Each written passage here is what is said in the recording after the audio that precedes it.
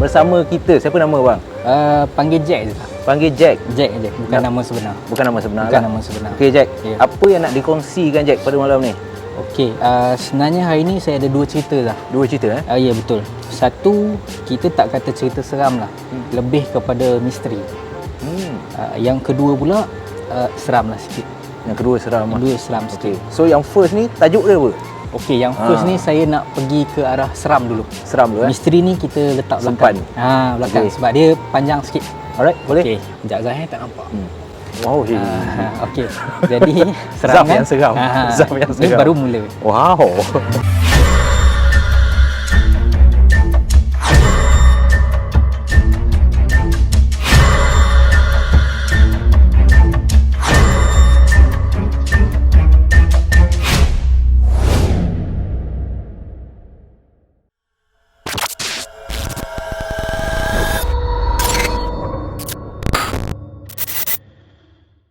Cerita first ni saya bagi kita panggil mukadimah awal lah. Boleh. Jadi kejap Zah mukadimah awal dia, saya ni dulu skeptikal tentang dunia gaib, ilmu gaib. Sebab saya sebenarnya bekas pelajar perubatan moden, diploma. Jadi sepanjang saya belajar, memang kami agak skeptikal tentang hal-hal gaib. Kerana pendapat kami ada beberapa perkara sebenarnya yang boleh dijelaskan melalui sudut sains. Dan mungkin teknologi kita sebenarnya belum cukup untuk memberi jawapan kepada sesuatu persoalan lah. Okey. Jadi apa yang berlaku ni merupakan pengalaman hidup saya sendiri. Jadi disclaimer dekat sini, bagi yang percaya, ambillah sebanyak mungkin pengajaran yang boleh diambil. Tetapi bagi yang tidak percaya pula, anggaplah ni hanya sekadar hiburan. Betul. Dan fiction semata-mata. Okey. Benar ataupun tidak ditentukan oleh para penonton kita sendiri. Yes. Jadi saya merantau, lepas habis belajar ni saya merantau ke sebuah negeri lah di kawasan Pantai Timur. Bila saya merantau ke Terengganu tu, saya tinggal dengan sebuah keluarga. Okey. Jadi keluarga ni, ayah dia merupakan seorang pengamal perubatan Islam. Namun tak diwariskan kepada anak-anak sebab anak-anak mungkin kurang berminat lah. Jadi apa yang berlaku, daripada saya seorang yang skeptikal, apabila saya tumpang di rumah tu, lama-kelamaan perasaan ingin tahu dan mencuba tu tinggi. Sampai satu tahap saya ambil keputusan saya nak belajar. Belajar perubatan tu. Belajar perubatan Islam tu. Tapi belajar tu bukan sebab nak percaya belajar ke atau sebab menarik gitu? Dia sebenarnya time tu tak percaya lagi. Tak percaya lagi. Tak percaya lagi. Okey. Dia cuma lebih kurang, contohlah kita pergi hospital, orang tu sakit. So kita buat ujian kat dia, kita buat test kat dia, so kita tahu apa masalah dia dan kita bagi rawatan.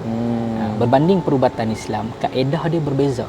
Yang mana mungkin daripada sudut penceritaan pesakit, kemudian teknik scan dia kan, kemudian baru dia bagi rawatan ikut keadaan pesakit lah. Jadi ini sebenarnya salah satu cebisan pengalaman yang berlaku kepada saya. Okey. Proses itu kita cerita next episode. Okey. Apa yang berlaku? Ada satu malam ni, kalau Zaf boleh bayangkan, dia rumah felda. Jadi rumah felda ni di atas dia adalah kayu. Di bawah, di bahagian dapur baru kawasan berbatu. Jadi ketika proses perubatan ni berlaku, dia berlaku di ruang tamu yang mana kayu lah. Jadi di bawah adalah dapur. Dan ketika sesi perubatan berlaku, keluarga ayah angkat saya ni akan berada di bahagian bawah. Jadi yang berada di bahagian atas hanya pesakit, anak-anak murid dia dalam 2-3 orang, dia dan saya sendiri. Waktu tu tugasan saya cuma macam sediakan air, susun barang, pembantu lah kita katakan. Jadi apa yang berlaku malam tu, satu hari datang seorang keluarga, sebuah keluarga lah kan. Dia datang lebih kurang dalam 4 orang macam tu. Dia ada ayah dia, mak dia dan 2 orang anak dia. Okey. Jadi bila sampai dan naik ke anjung rumah tu, kalau boleh bayangkan, waktu tu sekitar jam lepas isyak lah, dalam 8 lebih nak masuk ke 9 tu. Apa yang berlaku bila duduk, guru saya ni, saya gelarkan guru lah yang angkat saya ni, guru saya ni pun mula soal siasat. Sebab memang dia punya kebiasaan apabila dia nak melakukan rawatan, dia nak tahu dulu apa masalah dia, apa keadaan dia. Kemudian barulah dia akan teruskan dengan perubatan yang inilah. Jadi diceritakan kepada dia yang mana saya ada pada saat itu bahawa isteri dia ni disihir. Jadi sihir ni memang sinonim lah kan. Betul. Isteri dia disihir. Jadi dia datang ni setelah dah beberapa pengamal perubatan yang dia jumpa. Jadi isteri dia ni tak juga sembuh. Selang beberapa hari berulang perkara yang sama. Yang mana isteri dia ni, kalau Zaf tahu ubat nyamuk yang lingkaran kan, dia orang kampung, dia pakai ubat nyamuk yang macam itulah. Kisah ni pun berlaku tahun 2000, awal 2000, 2013, 14 macam tu. Apa yang berlaku, dia ambil lingkaran ubat nyamuk yang masih bernyala dan dia akan ambil bara yang masih Ujung merah tu kan. Dan dia akan membuat tulisan pada lengan dia. Jadi apabila pesakit buka, memang penuh Zaf tulisan tu. Tetapi bahasa tu kami tak dapat nak interpretasikan. Maksudnya saya tak pasti sebab kalau kita tengok kadang-kadang tulisan Cina, tulisan Jepun, apa semua kan kadang-kadang macam lebih kurang kan. Apatah lagi bila benda tu dah dicacah pada kulit. So ni luka-luka ni. Luka parut semua. Betul. Dan ada sebahagian tu masih menggelembung lagi. Dan dia bila kita kata gelembung air tu, dia kan akan meleleh kan. Cuma dia tak bernanah. Dan bukan setakat bahagian lengan, bahkan paha. Cuma sebab aurat pesakit, jadi dia tak dedahkan, dia lah hanya di bahagian lengan. Apa yang berlaku setelah dia cacah tubuh dia dengan bara tu, dia akan makan cebisan-cebisan yang masih tersisa di tangan dia. Dan dah beberapa kali dia dimasukkan ke hospital akibat daripada tindakan dia. Dan dia pun dah beberapa kali kena refer ke pejabat psikiatris lah untuk rawatan. Namun masih sama. Jadi setelah ditunjukkan kepada guru saya apa yang berlaku, maka cubalah proses perubatan tu bermula. Maka perlu faham para penonton pun perlu faham, kaedah perubatan ni dia berbeza Zaf. Ada setengah pengamal perubatan dia menggunakan telur. Betul kan?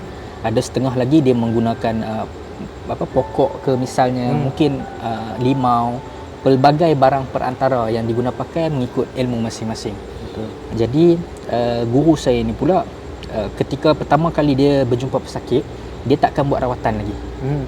Maknanya setelah berjumpa dengan pesakit, dia buat scan ataupun dia tengok keadaan pesakit macam mana, dia cuba cari gali masalah, barulah dia akan buat rawatan pada Lepas sesi tu. seterusnya. Ya. Jadi sesi pertama ni hanya kita panggil ni lah, dia cuba diagnosis ataupun cuba tengok apa masalah pesakit ni. Jadi dalam sesi diagnosis tu dia cuma pegang di bahagian beberapa sendi dan adalah bacaan-bacaan ayat tertentu, kemudian pesakit balik.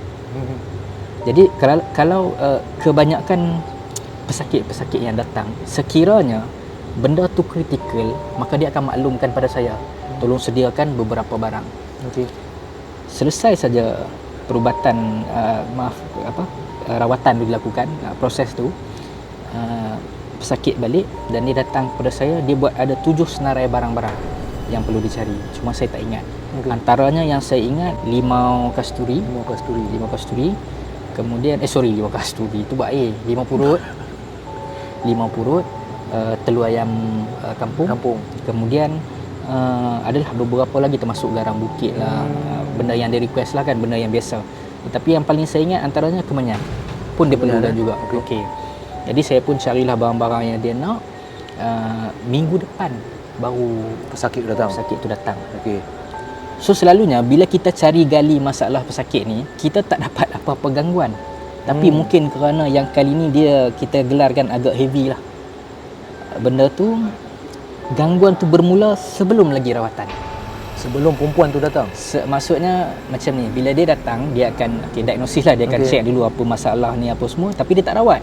Dia tetapkan hari yang dia nak datang. Kemudian bila dia datang, barulah proses rawatan dilakukan. Jadi kebiasaannya bila dia lakukan proses perubatan, 2-3 hari lepas tu baru gangguan akan datang. Faham. Maksudnya benda tu tak puas hati ke apa kan. Tapi yang kali ni baru datang cek, tapi gangguan dah berlaku. Oh, sebelum perempuan tu datang untuk rawatan. Okey, faham. Ya. Jadi yang banyak kena gangguan ni sebenarnya saya.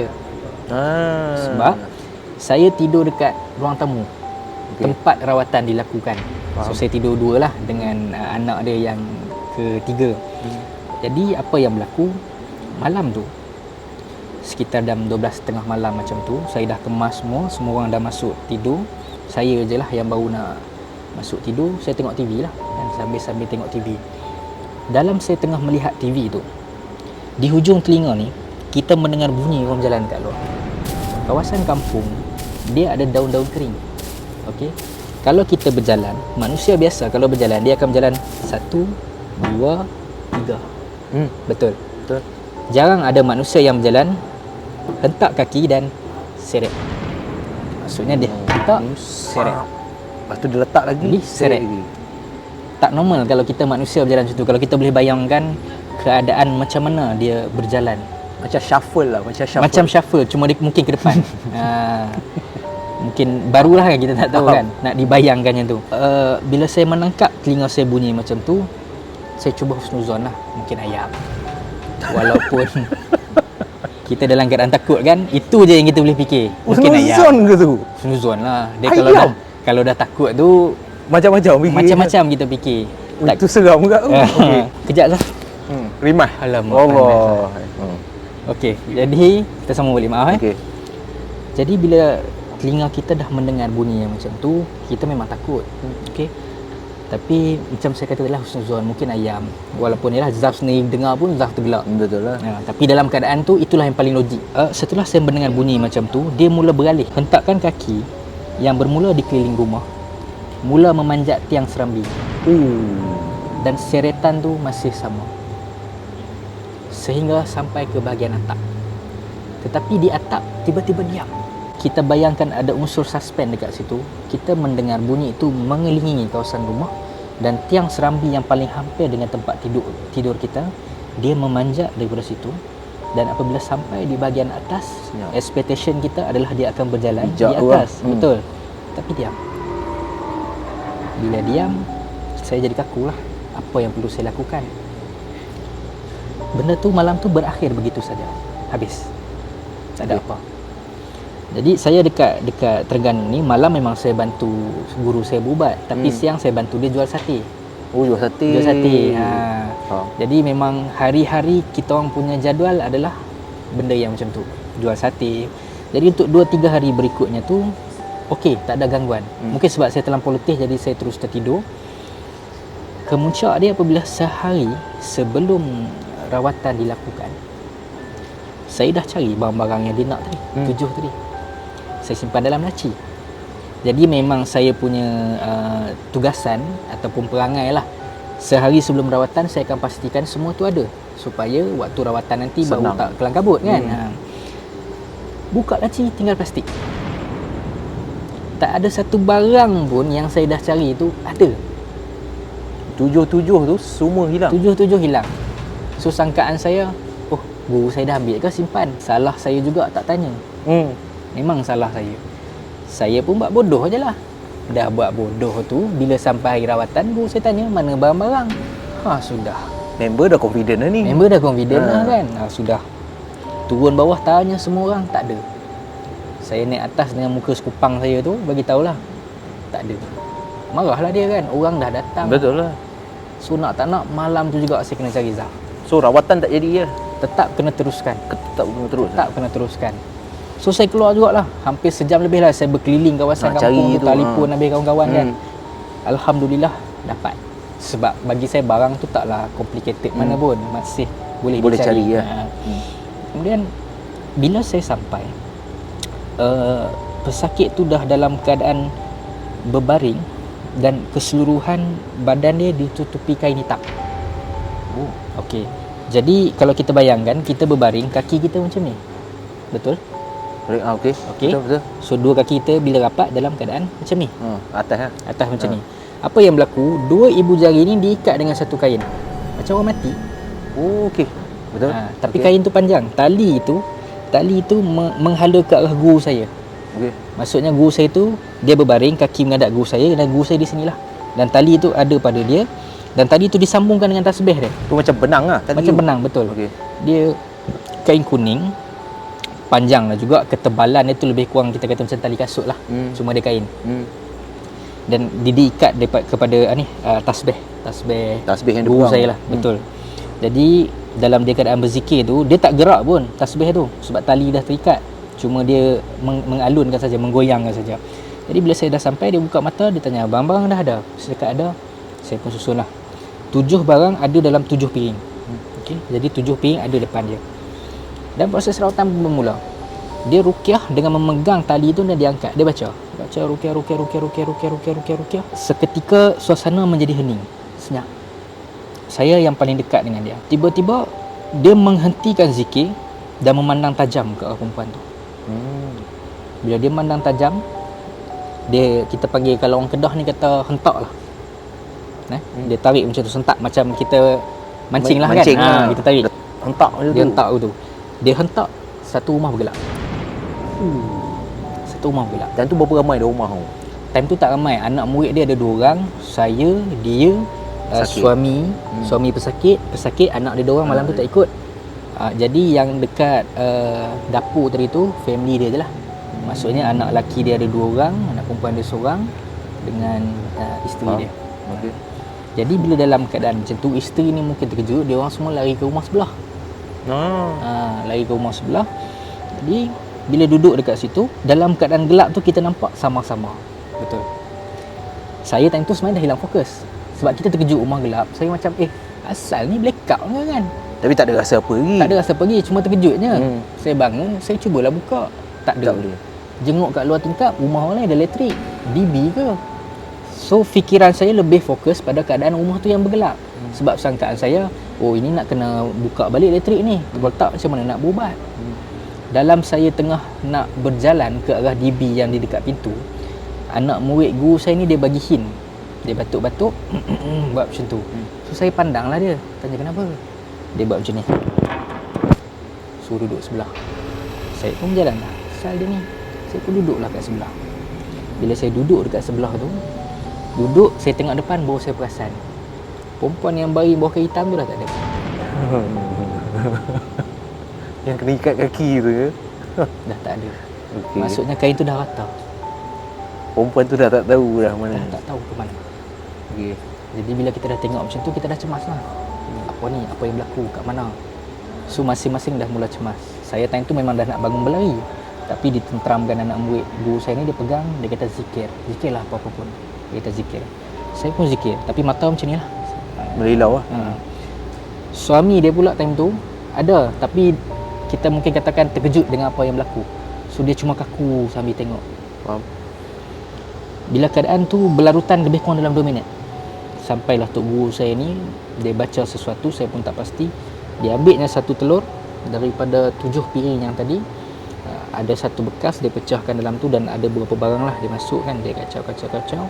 Kemudian dia masukkan dalam piring yang satu tadi tu. Kiranya benda tu jadi blender lah, kan? Jadi blender dan dia baling piring tu macam tu. Bila dia baling piring, dia baling ke arah kain hitam. Daripada kain hitam keluar tangan, pegang. Daripada yang tak ada apa tadi tu. Masa saya nampak benda tu rata. Jadi bila dia tengah, orang kata bancuh lah, tengah buat campuran, fokus saya tak melihat kepada kain tu. Jadi saya tak tahu kain tu dah ada orang ke tak ada orang. Masa awal tadi saya nampak benda tu Lepeh lah. Cuma dia baling, saya terkejut, kenapa baling? Bila dia baling macam tu, dia bukan dia baling tinggi tau. Macam dekat bawah ni, Macam just tolak macam tu dia tolak macam tu. Dan dia, bila dia baling macam tu, kita bayangkan ini jasad yang dia berbaring tadi. Bila dia melalui tepi tu, keluar tangan dan pegang piring tu. Waktu tu baru saya perasan, ada balik. Dia ambilnya semua benda tu, keluarlah perempuan tu makan daripada piring tu. Rambut dah terurai, tudung entah ke mana, semua entah ke mana. Dan tu Jack dah Putih. Saya dah tak boleh nak cakap apa. Itu saya rasa antara pengalaman yang saya takkan lupa sampai mati. Kira tu pertama kali tu kan. Sebab tadi cakap skeptikal, itu barulah. Okey, dia bukan pertama kali saya mengikuti perubatan, tapi pertama kali yang saya nampak se-heavy tu. Faham. Sebenarnya saya nampak dia macam biasa-biasa saja. Boleh logik lagi. Boleh logik lagi ya. Yang kali ni melangkaui logik. Tapi yalah, berbicara tentang alam halus ni, di mana logiknya? Betul. Dan bila dia dah ambil dalam benda macam tu, dalam masih keadaan berbaring walaupun dia dah keluarkan kepala, masih dalam keadaan dia berbaring, dia ambil dan dia makan. Bayangkan macam kita tengok cerita ni lah, cerita Nan lah apa semua ni kan. Exorcist semua tu. Sicin lah apa semua. Sicin tu. Yang mana pesakit daripada keadaan baring bangun tegak macam tu. So jadi itu benda tu yang berlaku. Serius ah? Serius. Dia bukan bangun macam kita ni. Tak. Dia macam tu. Ya. Sukar nak dijelaskan tapi itu yang Seram berlaku. weh. Bila dia bangun dalam keadaan macam tu, dia senyum. Ada lagi tak? Suara sama ataupun Suara masih sama. Suara sama kan? Ada lagi tak? Dia tanya macam tu. Tak ada siapa yang menjawab, hanya kaku. Dan bila dalam keadaan kaku tu, saya dah tak berzikir. Dan dia bergerak dalam bentuk gerakan yang agak Pelik. pelik dan janggal. Kita kalau bergerak, kita akan bergerak biasa. Tapi dia bergerak seolah-olah sendi dia tu patah. Dia macam tu lah. Tapi taklah terlampau nampak sangat patah dia tu. Cuma kita nampak dia dalam keadaan tersekat-sekat. Dan dia menghampiri seorang demi seorang. Termasuk ni lah guru saya apa semua. Tetapi dia tak sempat menghampiri saya. Cuma dia hanya memandang tajam. Selamat lah. Sempat alhamdulillah lah yang tu. Apa yang jadi, guru saya pun baca dan buat macam apa, kami lah kita kata kan. Tolak dan dia jatuh. Guru saya tu datang, buka, ambil telur tu, tarik dan masukkan semuanya dalam telur. Kemudian telur tu dibungkus macam biasa, telur tu dibungkus dengan kain hitam dan akan ditanam lah. Okey, jadi kata guru saya, okey, rawatan selesai. Rawatan selesai. Cuma akan ada lepas tu kena datang berubat lagi lah. Susulan lah. So saya rasa Zaf dan para pendengar mengharapkan yang cerita tu habis di situ. Namun malangnya itu hanya permulaan. Tu intro yang berlaku kepada saya. Bila selesai malam tu, seperti yang saya ulang pada cerita tadi, saya tidur di ruang tamu tempat berubat. Malam tu bila saya nak tidur, anak dia dah tak nak tidur dengan saya dah. Takut katanya. So tidur dalam bilik. Tak apa, tak ada masalah. So saya tidur seorang-seorang dekat ruang tamu. Bila saya tidur malam tu, saya dengar suara saya dipanggil. Jack. Jack. Dia pun buka lah mata slow-slow. Bila buka tu dalam keadaan gelap, kita nampak ada benda hitam di hujung, tersorok di hujung. Jauh lah. Jauh. Kita tidur ni tidur. Bila kita buka mata tengok benda hitam, kita mesti macam apa tu? Fokus lah betul. Fokus. Terus dah hilang ngantuk semua ni. Dalam keadaan yang macam tu, saya kata, apa benda pula ni? Makin lama benda tu makin menghampiri. Baru nampak perempuan yang dirawat tadi, itulah dia. Saya menjerit. Memang saya menjerit macam orang gila. Tolong aku, tolong. Lepas tu perempuan tu dia cuma senyum duduk kat belakang dan dia ada baca mantra. Cuma mantra tu mungkin sebab saya tengah menjerit, saya tak dengar mantra dia. Dia lebih kurang macam tu. Tapi tahu tu mantra. Tapi saya tahu tu mantra. Bila jadi macam tu saya takut lah kan. Saya memang menjerit macam orang gila. Keluar je guru saya ni tanya, kau ni kenapa apa semua kan. Saya cakap tolong ni apa semua. Dia pun buka lampu. Mana ada? Saya diam. Betul memang saya nampak apa semua tadi kan. Dia kata tak apa. Tidur je dulu. Dia kata insyaAllah tak ada apa-apa. Alhamdulillah lepas tu saya boleh tidur. So esok malam tu guru saya ni call pesakit tu suruh minta datang. Rupa-rupanya ada yang tak selesai. Bila ada yang tak selesai ni parah sikit lah. So kebanyakan kita tengok cerita-cerita seram, orang kena rasuk ni dia tak boleh mencederakan kita. Betul. Tapi dalam dunia realiti boleh. Dan itu yang berlaku. Kenapa saya cakap macam tu? Lepas kan saya beritahu tadi guru saya telefon untuk datang perubatan yang kedua kan. Okey. Jadi lepas rawatan yang akan saya lalui pada malam tu, tempias tu kena dekat saya. Saya demam 3 hari. Apa yang berlaku malam tu bila pesakit tu datang, tapi kali ni dah tak letakkan hitam lah. Terus dirukiahnya apa semua. Dan tiba-tiba perempuan tu bangun. Sekali lagi dia bangun dalam keadaan yang mencangkung macam tu. Dia bangun perlahan-lahan. Dia menghampiri saya dan guru saya dah pesan jangan ada sesiapa pun yang bergerak. Kalau saya nak gambarkan pada Zaf, ini muka Zaf kan. Okey. Dia datang dan bertentang mata dengan Zaf. Zaf dah kaku sebab pesan guru Zaf jangan bergerak. Dan daripada posisi dia yang menghadap muka, dia mula datang ke tepi telinga kita dan dia berbisik satu perkataan yang sampai hari ni saya takkan lupa. Dia datang dekat, di mana mulut dia menghampiri telinga saya dan dia berbisik, Bismi iblis wa ana syaitan. Ini macam cerita ni Nabilah Huda tu Munafik dia seru Dajjal. Ini dia mengaku Bismi iblis. Kalau kita Bismillahirrahmanirrahim dengan nama Allah yang Maha Murah lagi Maha Penyayang. Tapi Bismi iblis wa ana syaitanir rajim ni maksud dia dengan nama iblis, akulah syaitan yang direjam. Tapi benda ni betul berlaku Kira filem tu memang ambil daripada kisah benar rupanya. Saya nak kata ambil daripada kisah benar mungkin daripada pengalaman-pengalaman terdahulu. Cuma yang disihir ni, jin-jin ni, kebanyakan pengamal perubatan kalau kita bertanya, memang dia orang akan mengagung-agungkan ketua dia orang ni. Faham? So bila dia ungkapkan benda yang macam tu, memang dah tak nangis dah macam tu. Tapi kira berani je. Tak berani. Dah menangis dah time tu. Kalau Zaf lagi tak dengar dah cakap Tok Guru Bukan masalah tak lari. Lutut dah tak rasa. Dah tak rasa. Jadi bila dia bisik macam tu, selepas dia bisik macam tu, dia tu pula iya. Ngilai.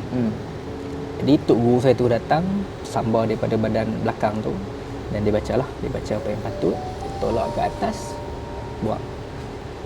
Kemudian ada lagi lah yang rawatan susulan. Lepas tu pada saya pula, bila dia bisik benda macam tu, dia jadi ternyang-nyang. Dan kisah ni dia sebenarnya sebelum lagi munafik itu keluar. Kisah ni saya dah pada keluarga saya kan, saya dah ceritakan. So bila keluar munafik tu, dia orang cakap sama. Tak, bukan saya bercerita kat munafik, tak. Tapi benda tu sebenarnya kerap terjadi. Cuma orang kita tak tahu. Termasuk kalau kita tidur, boleh rasa jari telunjuk tu datang ke dahi dan dia menulis kaf fa ra. Apa tu? Kafe Yang belum pernah sihir mungkin akan, yang belum pernah kena sihir lah, mungkin akan rasa macam ni tak logik, ni filem. Tak apa, macam saya kata tadi, berbalik pada disclaimer saya. Betul. Kalau tak percaya, anggap ini hiburan dan fiksyen.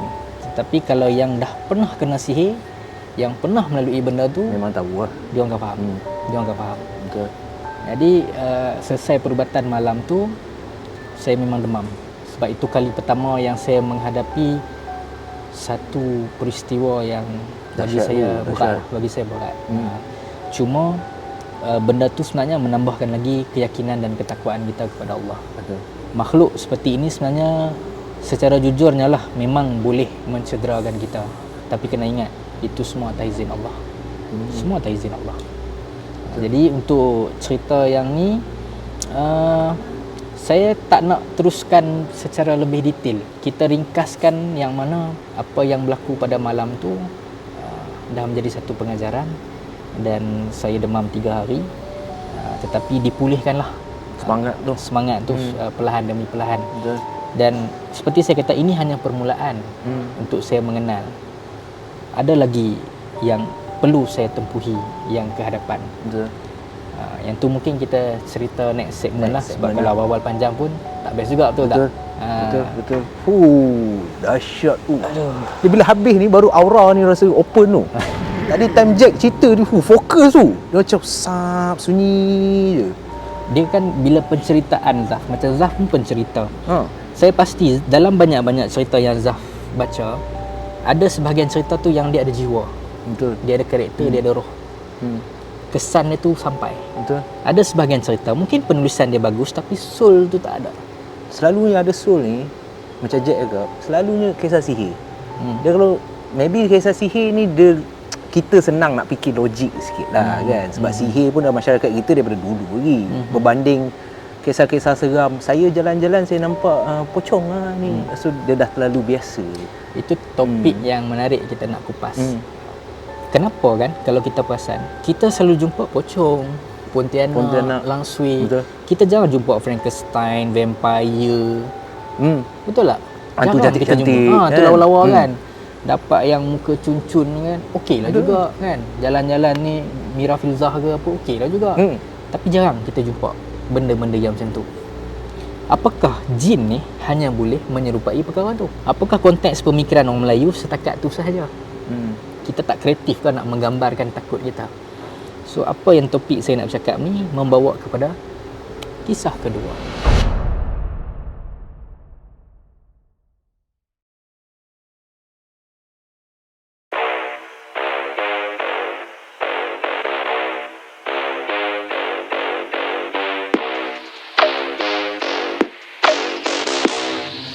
You are now in the presence of a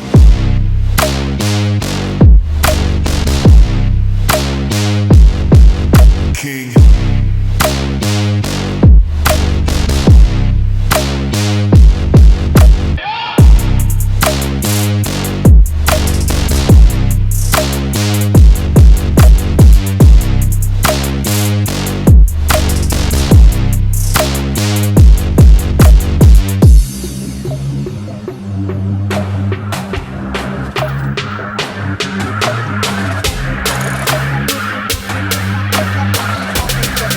You are now in the presence of a